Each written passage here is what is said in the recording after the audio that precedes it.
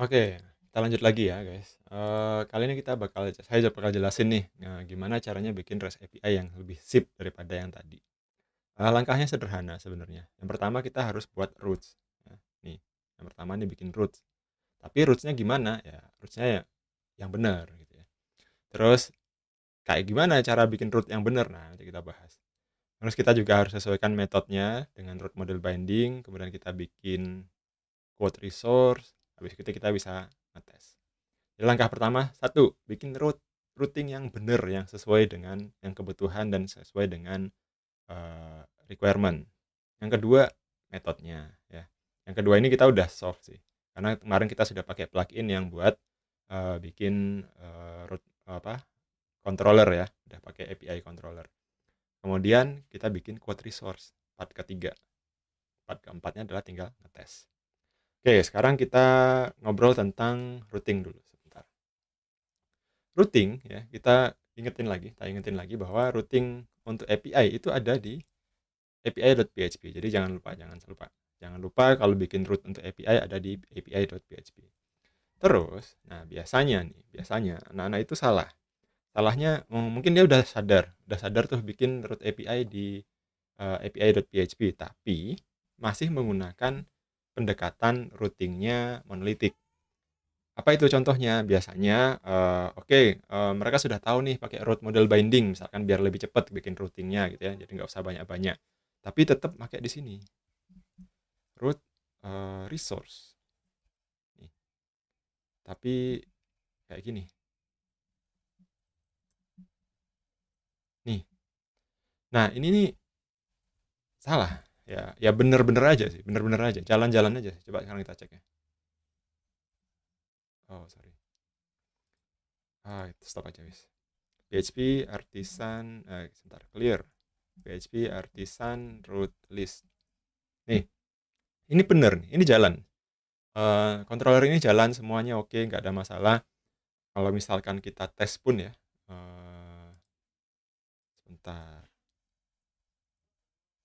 Oke, sebentar. Nih ya, kalau kita tes pun sekarang dia bakal nampilin ini. Echo show. Nih ya. Nih, kalau kita tes sekarang endpoint ini ya, kita bakal dapet sorry. Oh iya, bentar. Lupa lagi. Season serve. Kita send. Oh, dia udah ini. Bentar. Nih. Nih, dia connect ya ke show controller. Tapi ada yang teman-teman perlu perhatikan bahwa di cara kayak begini itu kita mengenerate banyak banget routing. Nah, nih untuk quote. Padahal ini nggak nyambung nih. Ada quote.create, ada quote.store sama create sama quote.edit. Nah, dimana kalau quote.store dan quote.edit itu berlaku untuk aplikasi yang monolitik dimana kita nampilin formnya. Nah, yang jadi masalah sekarang kita itu pakai API. Kita API nggak nampilin form. Formnya kan dihandle sama orang front end kan. Maka sebenarnya yang lebih benar itu kalau kita mau garap API, di API-nya ini bukan resource tapi API resource. Nah, kayak gini guys. Kalau udah API resource, yang kita pakai itu connect. Nih. Nah, kita punya 1, 2, ya. 1, 2, 3, 4, 5. 5 metode. Kalau kita cross check sama controller yang kita pakai, quote controller di dalam API, itu sesuai ya. Ada 1 index, 2 store, ya. Sorry. 2 store, 3 show, 4-nya update, 5-nya destroy. Dan semuanya sudah pakai root model binding dan sudah pakai request. Nah, ini baru benar. Jadi ini contoh kesalahan yang miss sedikit aja tapi ngefek banyak sebenarnya. Ya buat codingannya jadi routingnya jadi lebih banyak aja. Nah, ini contoh di api.php. api.php. Nah, nih. Oke, kemudian kita bisa kalau udah bikin kayak gini, kita bisa lanjut ke langkah yang kedua. Oke, kita bisa bikin metodenya. Metodenya apa? Nah, metodenya kita lihat nih di kelas quote controller sini. Nih, misalkan. Quote controller kita konekin ke function yang namanya show. Di mana dia ini sudah pakai yang namanya root model binding. Ya. Nah, di sini nih baru kerasa. Nah, oh ya sedikit balik lagi ke contoh code yang nggak enak, yang nggak sip gitu ya. Contoh tadi ya kemarin. Kalau teman-teman nggak pakai root model binding contohnya ya. Ini kan kita bahas root model binding nih. Dia bakal ambil parameternya ini sebagai quote ya, quote model. Nah, kalau pakai root model binding kayak gini, tapi kalau pakai root biasa ya, yang biasa tuh pakai ID gini aja ya, tadi yang di function sebelumnya. Nah, itu tuh masalah. Contoh, tadi saya kurang jelas sih jelasannya. Di api.php kita lihat ini. Ini ya, kita komen dulu yang ini, kemudian kita buka yang ini. Ini bakal jadi masalah. Kenapa bakal jadi masalah? Karena kita makanya find ya. Ini sering nih anak-anak nih bikin, oh find terus kalau nggak ada gimana? Akhirnya kalau kita find satu nih, pakai find satu, oh ya sorry lagi. Nah ini tetap aja. Nah nih.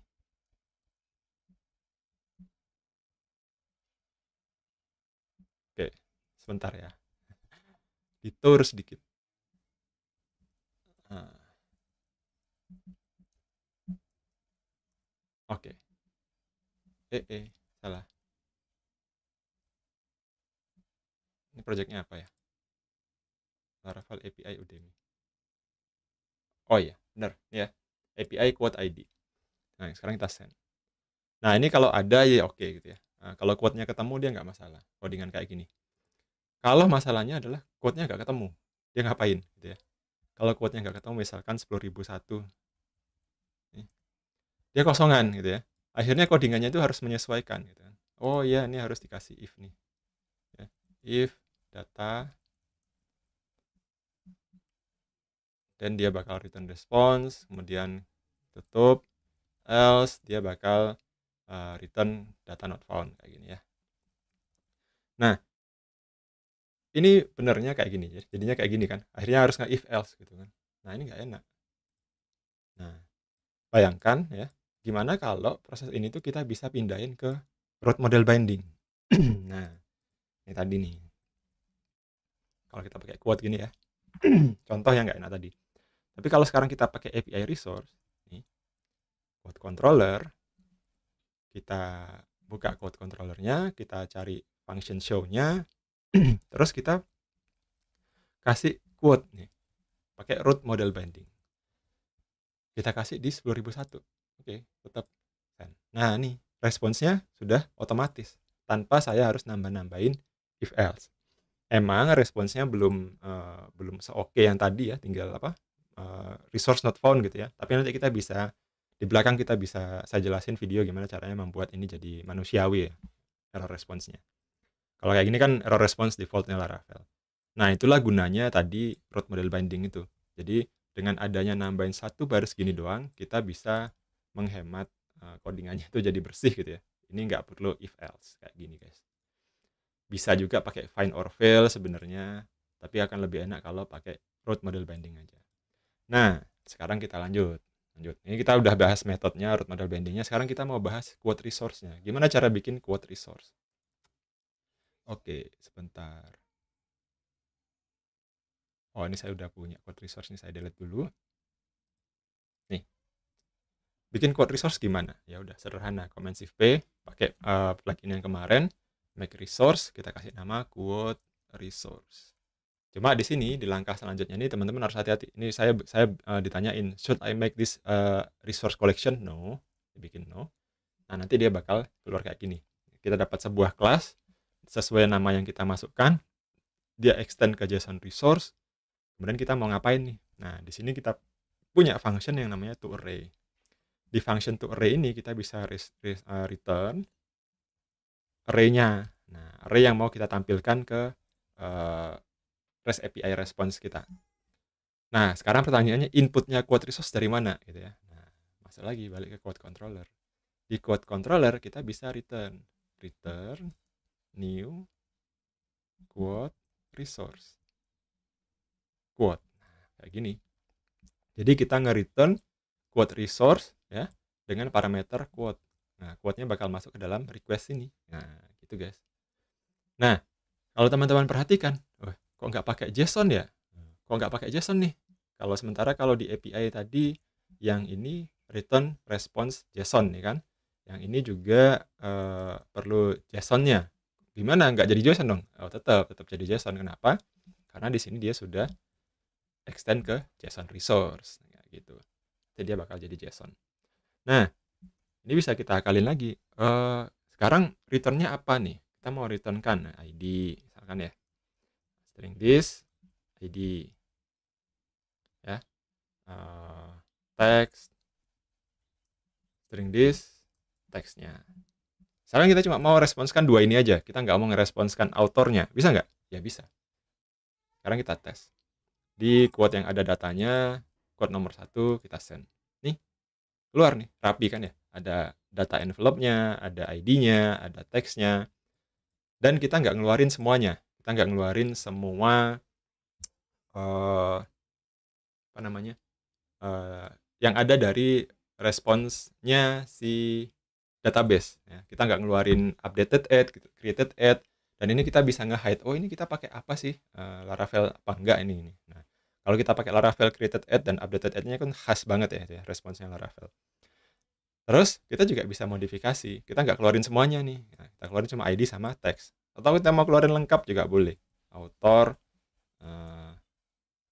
string this, author. Nih. Gimana? Kita send. Nih, keluar nih authornya. Ya, sesuai dengan parameternya. Atau kita mau modifikasi, contoh yang tadi tak sebutkan masalah tanggal dan lain-lain ya. Sekarang kita coba sih, apa ya? Change uppercase PHP. Saya lupa nama functionnya. str to upper. Oke. Nih, misalkan autornya pengen di caps lock nih. Ya, kalau default response-nya kan sesuai kayak gini ya. Jadi ini, sorry. PHP bisa nggak? str to upper. Oke. Nah, ini kita ambil. Simpen. Kemudian kita send. Nah, nih berubah kan ya, jadi uppercase. Tapi dari database-nya kalau kita lihat, di database ya, misalkan table plus, kita connect, kita cari Demi API, quotes ya. Quotes-nya semuanya nih nggak ada yang uppercase ya. Tapi kalau kita bisa pakai resource ini, kita bisa modifikasi tampilan yang mau kita tambah, respons yang mau kita tampilkan ke front end. Bisa jadi juga kita itu ganti ininya, nih quote-nya, tulisan key-nya ya. Terus kita mau ganti ini penulis misalkan, terserah ya, nggak masalah. Ini yang harus teman-teman deal-kan dengan tim front end-nya. Jadi parameter-parameter apa nih yang dipakai mau ditampilin ke front end gitu ya. Terus back end-nya apakah harus sama? Nggak harus ya, terserah gitu. Nah, gimana hasilnya kalau kita tes kayak gini? Nah, ya, ini jadi quote, ini jadi penulis. Nah, itulah manfaatnya menggunakan resource. Jadi kalau kita pakai resource, itu kita bisa manipulasi ini tanpa kita harus idle database ya. Bisa jadi front end-nya berubah nih parameternya atau key-nya, ya udah ganti aja di resource. Kita nggak perlu ganti di tabel ya. Bayangkan kalau kita tadi itu misalkan ya, suatu saat si front end minta ya, atau ada PM-nya bilang ganti nih parameter format key-nya nggak pakai quote tapi pakai teks misalkan, atau bukan pakai teks tapi pakai quote. Bayangkan kalau teman-teman ngodingnya kayak gini tadi ya, tidak pakai resource, harus ganti apa? Yang harus diganti adalah database-nya. Susah kan ya, makanya pakai resource enak. Nah, kayak gini. Akhirnya codingan yang kita buat tadi ya, dari yang salah dan yang benar, ya bukan yang salah, yang kurang sip ini awalnya jadi dari segini ya, yang paling gak sip ya, itu menjadi cuma segini, dan ini readable banget ya. Oh, bahwa show-nya ini parameternya quote, kemudian kita ini mengembalikannya dalam bentuk format quote resource gitu. Udah beres ya. Dan formatnya udah JSON dan sesuai dengan response code ya. Ini 200, dia oke gitu, kita send gitu. Terus kalau kita kasih kayak gini, dia juga ngasih ini response code-nya udah 404 gitu kan. Kan menarik ya, bersih gitu. Dan mengikuti best practice terutama. Coba lagi kalau kita tes ya, tes yang gak enak. ngetesnya nggak enak. Ngetesnya nggak enak terus. Contoh api.php nih, ngetes yang nggak enak. Ini kita matiin, ini kita nyalain lagi. Ya. Seandainya ini nggak ada if-nya, kita langsung aja respons gini ya. Nih, yang polos ya, programmer polos nih misalkan. Mungkin kayak gini. Kita kasih nih 10.001. Responsnya apa? 0, tapi ininya status code-nya apa? 200. Nanti kalau kita bikin aplikasi pakai Flutter, pakai Vue atau React itu, kita expect ada isinya gitu. Ternyata dari sini 0 gitu. Akhirnya apa? Aplikasinya null pointer exception. Jadi tambah susah. Ya, jadi hati-hati kalau bikin API. Jadi bikinlah API yang menarik, yang menyenangkan, yang timmu bakal bahagia dengan melihat API-mu gitu ya. Dan kamu juga bahagia melihat codingannya. Nah, kayak gini guys. Ya, ini dimatiin dulu. Oke, banyak ya kita pelajari di sini. Kita belajar gimana caranya bikin API resource yang benar, gimana cara bikin controller yang menyenangkan, yang baik gitu ya. Pakai root model binding, kita pakai resource. Nah, ini gimana cara nge-custom resource. Nah, ini juga macam-macam ya.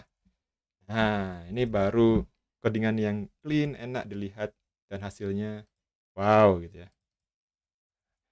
Oke gitu, menyenangkan. Oke, ini dulu. Mudah-mudahan mudah dipahami. Sampai jumpa di video selanjutnya. Kita bakal bahas tentang pagination dan list. Tapi sebelumnya kita bahas dulu best practice-nya kayak gimana. Sama kayak tadi ya.